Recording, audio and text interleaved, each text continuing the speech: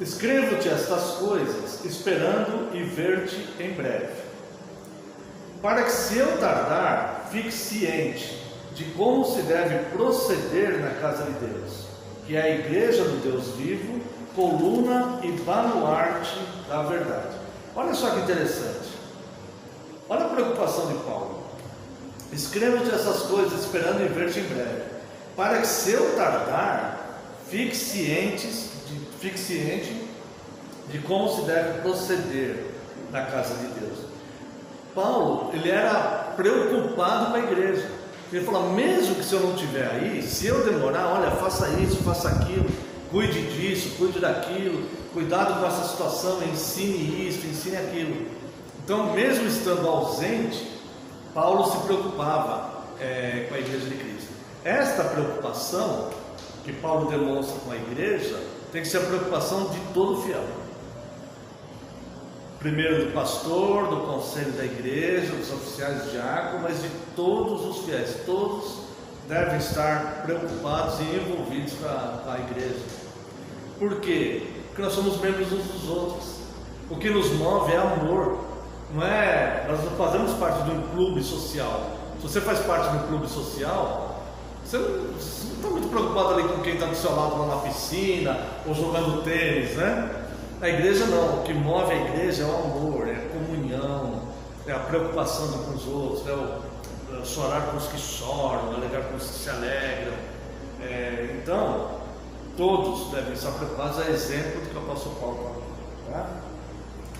Para que, se eu tardar, fique ciente de como se deve proceder. Aonde? Qual termo o apóstolo Paulo usa aqui? Na casa de Deus.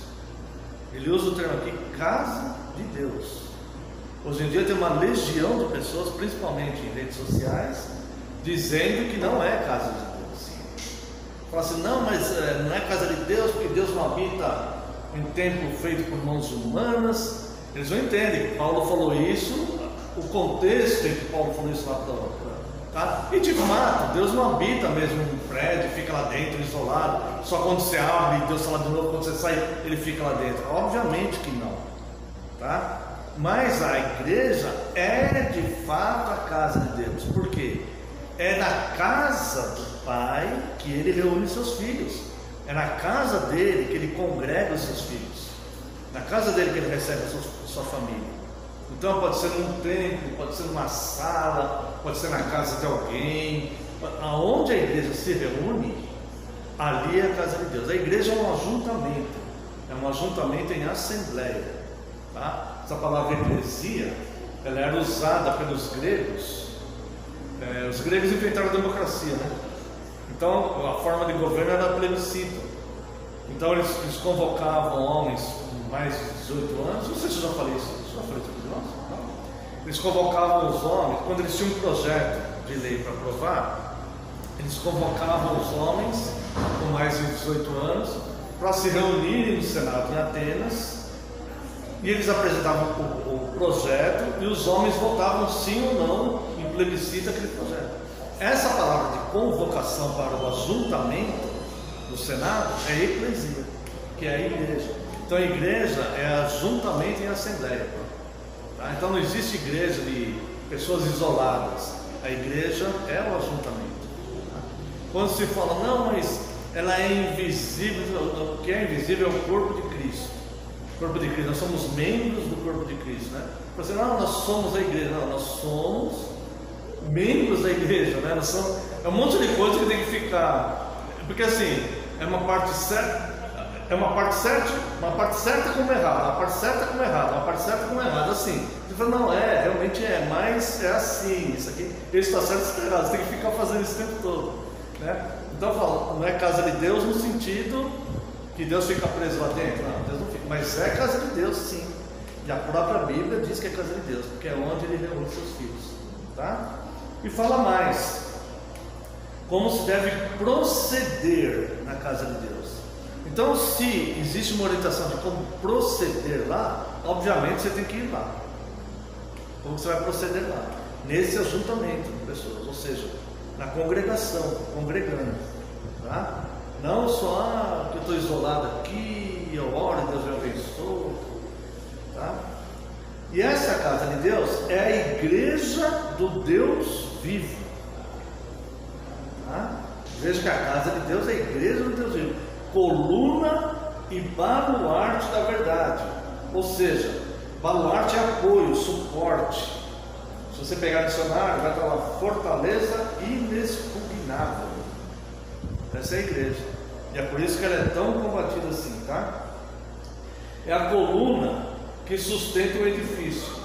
É assim que Paulo descreve a igreja, e é assim que Paulo está tratando da igreja local aqui, tá? A igreja congregada, essa coluna e baluarte na verdade, é a ferramenta que Deus usou para manter a sua palavra viva até hoje, tá? E aí ele vem dizer aqui, ó, evidentemente grande é o mistério da piedade. Isso aqui era um hino que eles tinham no começo da igreja, e Paulo ele usa aqui, e ele fala, evidentemente grande é o mistério da piedade. Provavelmente era um hino, né? Não podemos afirmar 100%, mas é quase um consenso para ele. Evidentemente grande é o mistério da piedade. Aquele que foi manifestado na carne, foi justificado em espírito, contemplado por anjos, pregado entre os gentios, crido no mundo, recebido na glória. Então grande é o mistério da piedade. Então Paulo ele expõe o grande valor e louvor que a igreja deve receber. Que a igreja, ela, como sendo coluna e baluarte, ela não deve ser estimada abaixo do seu real valor. A igreja, ela não tem que ser adorada, nem louvada. A igreja ela não é perfeita e tudo mais. Mas a igreja ela não pode ser estimada abaixo do seu real valor, porque a igreja representa Cristo no mundo. Cristo que instituiu a igreja. Foi o próprio Cristo que instituiu a igreja. A igreja é de Cristo. A igreja não pode ser tratada de forma banal. A igreja não pode ser tratada de forma traiçoeira. A igreja ela merece todo o respeito, toda a reverência, certo? As pessoas quando estão na igreja, a igreja tem que ser um lugar de refúgio, tem que ser o corpo de Cristo ali, reunido.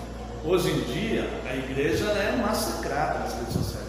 Acontece uma coisa lá na política, eles falam mal da igreja. Acontece uma briga no estádio de futebol, eles falam mal da igreja. Pode reparar, acontece um problema lá eles falam mal da igreja. Tem um pobre morreu um pobre de fome lá numa praça no centro de uma grande cidade lá, ou de frio, eles falam mal da igreja. Então a igreja, ela é totalmente combatida pelo mundo, pelas forças opositoras, tá? Agora, pelo menos os cristãos, eles devem ter a igreja em alta estima. Se o mundo não tem, o mundo deveria ter, mas se o mundo não tem, os cristãos devem ter a igreja em alta estima. A igreja, até nas constituições, como na Constituição do Brasil, por exemplo, ela é parte fundamental em momentos de crise. A igreja ela tem que estar com as portas abertas em momentos de crise, de guerra e tudo, que é para consolar pessoas. Isso foi muito usado no período da pandemia, foi muito dito isso. Pessoas entrando em depressão, tudo, o papel da igreja é muito grande, né? Haja visto que trabalhos, por exemplo, que o Estado não cobre, como dependentes químicos, por exemplo. O papel da igreja é fundamental na recuperação, de tentar cuidar, pelo menos o cuidado, né, dessas pessoas e tudo mais. Então, irmãos, a igreja, não só a igreja, outras religiões também fazem esse trabalho social e deve ser reconhecida por fazer isso também. Agora, a igreja, ela não pode ser tratada, estimada abaixo do seu real valor por causa da ingratidão humana. Então Paulo descreve o genuíno valor da igreja, o valor imensurável da igreja, tá? Não algo trivial ou banal, mas a revelação do Filho de Deus.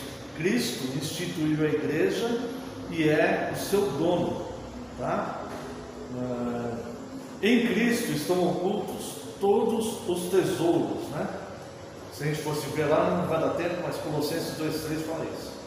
Então, diante de toda essa grandeza, pastores e presbíteros, diáconos, devem entender a importância da igreja local e devotar-se a Cristo com profunda consciência e reverência. A ingratidão humana combate a igreja. O conhecimento de Cristo pelos seus líderes é fundamental. E Paulo então termina